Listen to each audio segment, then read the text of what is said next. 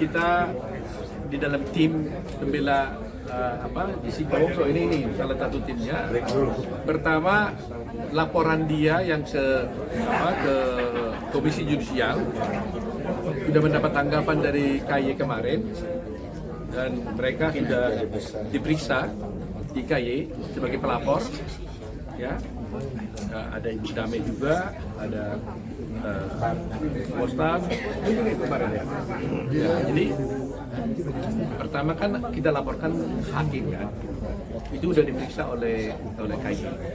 Ya, setelah itu kita lihat, tunggu apa hasil laporan kita itu, apakah ada sanksi atau tidak kepada hakim yang kita laporkan, kita lihat.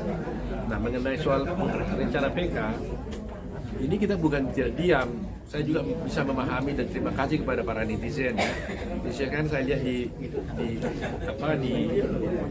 sosial media, di TikTok dan sebagainya, mengatakan, Pak Otto jangan loyo, harus up terus katanya kan. Aduh, saya bangga semangat sama netizen. Ya. Terima kasih buat netizen. Tapi kami bukannya lengah ya. Tapi kan lawyer kan harus mempersiapkan diri dengan baik-baik. Nah, PK itu pasti akan kita lakukan. Kita menunggu timing saja. Nah, waktu sekarang kan juga kami masukkan juga kan, gak ada gunanya juga karena pengadilan juga akan tutup. Jadi mungkin Januari atau Februari bisa kita lakukan. Tapi sementara ini semua tim bekerja keras mengumpulkan bukti-bukti. Setelah kumpul bukti-bukti yang kita bisa jadikan sebagai novum untuk bisa membebaskan Jessica, akan kita kumpulkan dan pada waktunya kita akan masukkan. Untuk keadaan Jessica sendiri di dalam seperti apa? Dia sehat. Walaupun sering nunggu kapan PK-nya gitu, saya bilang bisa PK kan boleh aja setiap waktu kita lakukan, tapi kalau nggak ada dasar kan tembok juga kan gitu. Seberapa besar Pak peluang kebebasan? Ya, kita doakan ya. Kita nggak bisa berandai-andai, tapi kita berupaya lah kalau boleh bisa dia bebas ya. Saya berharap begini, saya berharap Mahkamah Agung itu tidak memikirkan kasus ini dan melihatnya secara prosedural belaka. Saya katakan itu prosedural, kadang-kadang ada proses PK itu yang harus dilalui. Tetapi saya berharap hakim agung itu harus progresif, hukum progresif yang dianut.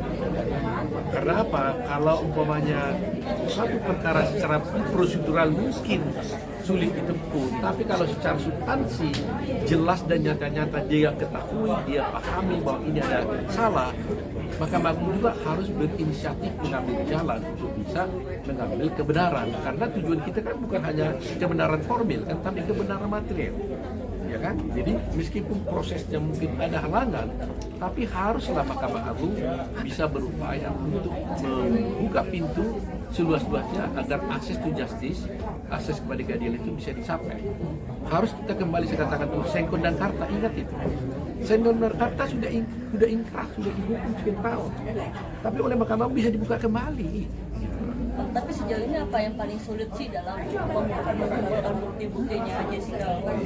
Banyak hal ya, saya seperti katakan itu, banyak tembok besar yang saya katakan itu. Coba aja dulu, ada juga komentar-komentar dari advokat ya, yang namakan apa itu namanya itu. Ya, ada pihak-pihak lain mengatakan bahwa ini adalah drama kita, desain kita katanya kan. Kan aneh di dunia ajaib kan. Nah, jadi itulah salah satu contoh-contoh bahwa betapa besarnya tembok-tembok yang kita hadapi. Kita berbenturan dengan institusi hukum, ya, institusi penegak hukum, kejaksaan, kepolisian dan sebagainya. Nah, ini kan tidak mudah.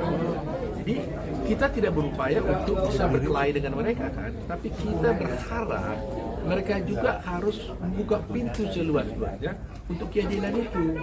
Jangan formal gitu. Kalau mereka hanya berpikir menang kalah, ya negara kita akan repot. Gak boleh dalam hal ini menang dan kalah, tapi salah atau tidak. Kalau ada kesalahan yang dilakukan dalam perkara ini, ya harus diperbaiki.